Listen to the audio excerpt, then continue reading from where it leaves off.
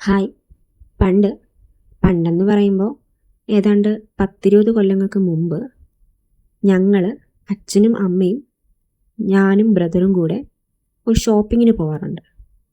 വർഷത്തിലൊരിക്കൽ അത് നിർബന്ധമാണ്. ഒരു ഞായറാഴ്ച ദിവസം ഏതാണ്ട് 5 മണി 6 മണി സമയമാകുമ്പം പയ്യെ ഇറങ്ങും.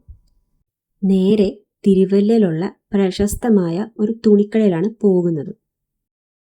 അന്നൊന്നും തട്ടുന്നിടത്തും മുട്ടുന്നിടത്തും ഒന്നും ഈ തുണിക്കടകളോ സോഷ്യൽ മീഡിയ തുണിക്കടകളോ ഒന്നും ഇല്ലാത്തൊരു കാലമായിരുന്നത് കൊണ്ട് നേരിട്ട് തന്നെ പോയി വാങ്ങണം. അവിടുന്ന് എല്ലാവർക്കും കുറഞ്ഞത് 2 ജോഡിയെങ്കിലും അത്യാവശ്യം നല്ല ഭംഗിയുള്ള വിലയുള്ളത് വാങ്ങിക്കാറുണ്ട്. ആ കടയ്ക്ക് ഒരു പ്രത്യേകതയുണ്ട്.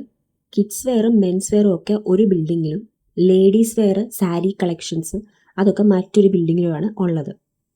ഏതാണ്ട് 2-3 മണിക്കൂറെങ്കിലും സ്പെൻഡ് ചെയ്ത് എല്ലാ കസ്റ്റമേഴ്സും പോയി കഴിഞ്ഞ് കട അടയ്ക്കാനായി എന്നവർ പറയുമ്പം പയ്യെ ബില്ലൊക്കെ അടച്ച് അവിടുന്ന് ഞങ്ങൾ ഇറങ്ങും. ഈ ഷോപ്പിനോട് ചേർന്ന് പാത്രങ്ങളും മറ്റും വിൽക്കുന്ന ഒരു കടയുണ്ട്. അവിടെയും കയറി കുറച്ച് നേരമൊക്കെ സ്പെൻഡ് ചെയ്യും. എന്നിട്ട് അവിടുന്ന് പയ്യെ ഇറങ്ങും. അവിടുന്ന് നേരെ പോകുന്നത് നമ്മുടെ ഹോട്ടലിലേക്കാണ്. ഹോട്ടലെന്ന് പറയുമ്പം ബാർ അറ്റാച്ച്ഡ് ഹോട്ടലാണ്. അതിനുള്ളിലേക്ക് കയറുമ്പോൾ തന്നെ ഒരു പ്രത്യേക മണമാണ്. അന്നൊന്നും മെനു ഇല്ലാഞ്ഞിട്ടാണോ ഞങ്ങൾ ചോദിക്കാഞ്ഞിട്ടാണോ എന്നറിയില്ല, എപ്പോൾ പോയാലും ഞങ്ങൾ ഒരു ഐറ്റമേ അവിടെ ഓർഡർ ചെയ്യാറുണ്ടായിരുന്നുള്ളൂ.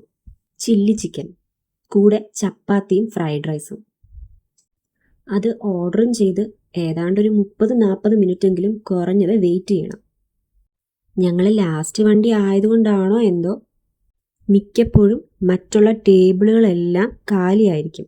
വളരെ അപൂർവമായി എപ്പോഴോ 1-2 വട്ടം 2-3 ടേബിളുകൾ ഫില്ലായി കണ്ടിട്ടുണ്ട്.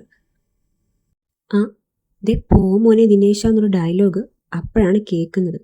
അത് നമ്മുടെ ലാലേട്ടനാണല്ലോ. വെയിറ്റർ ലാലേട്ടൻ ഫാനാന്ന് തോന്നുന്നു. ഈ മൂവി കണ്ടപാടെ ഒച്ചയൊക്കെ കൂട്ടിയിട്ടുണ്ട്. ഞങ്ങളുടെ ഫുഡും വന്നു. നരസിംഹ മൂവിയും കണ്ട് ഫുഡും കഴിച്ച് പയ്യെ 10-10:30 ആകുമ്പോഴത്തേക്ക് വീടണയും.